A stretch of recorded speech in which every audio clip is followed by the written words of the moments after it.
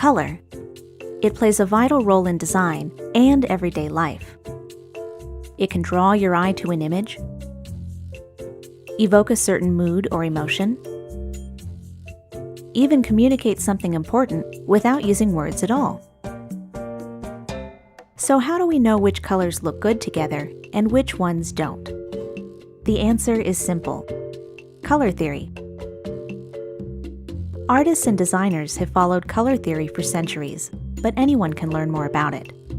It can help you feel confident in many different situations, whether it's choosing colors for a design or putting together the perfect outfit.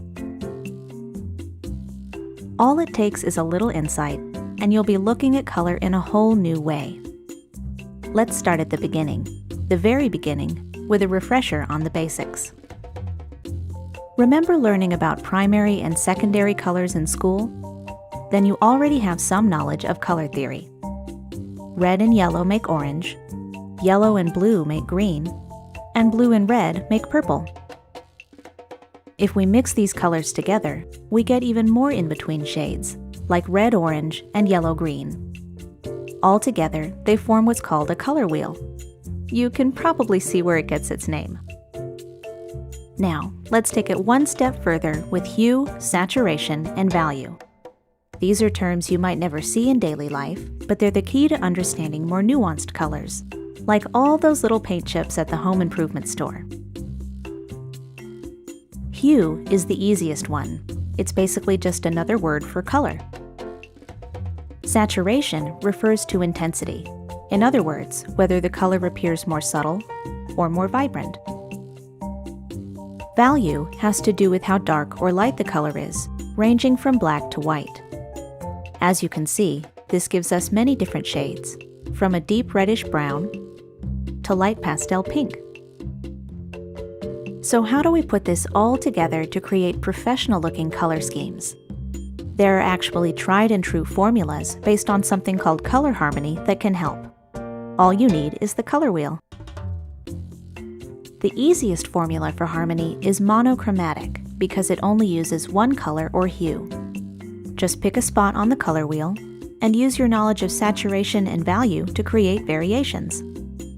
The best thing about monochromatic color schemes is that they're guaranteed to match. An analogous color scheme uses colors that are next to each other on the wheel, like reds and oranges, or cooler colors like blues and greens. Don't be afraid to play with the palette and create your own unique interpretation. That's what these formulas really are, merely starting points to help guide and inspire you. Complementary colors are opposite each other on the wheel, for instance, blue and orange, or the classic red and green. To avoid complementary color schemes that are too simplistic, add some variety by introducing lighter, darker, or desaturated tones. A split complementary color scheme uses the colors on either side of the complement. This gives you the same level of contrast, but more colors to work with, and potentially more interesting results. A triadic color scheme uses 3 colors that are evenly spaced, forming a perfect triangle on the wheel. These combinations tend to be pretty striking, especially with primary or secondary colors, so be mindful when using them in your work. Tetradic color schemes form a rectangle on the wheel, using not 1 but 2 complementary color pairs. This formula works best if you let one color dominate while the others serve as an accent. There are a few classic do's and don'ts when it comes to color. For instance, have you ever seen colors that seem to vibrate when they're placed next to each other? The solution is to tone it down, literally, and there's a simple way to do it. Start with one color and try adjusting its lightness, darkness, or saturation. Sometimes a little contrast is all your color palette needs.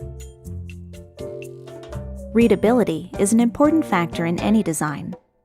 Your colors should be legible, engaging, and easy on the eyes. Sometimes that means not using color, at least not in every little detail.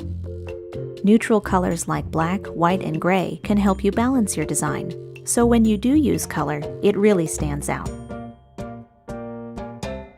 Every color sends a message. It's important to consider the tone of your project and choose a color palette that fits.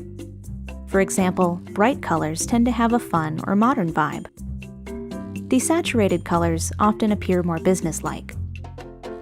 Sometimes it just depends on the context. You'd be surprised how flexible color can be.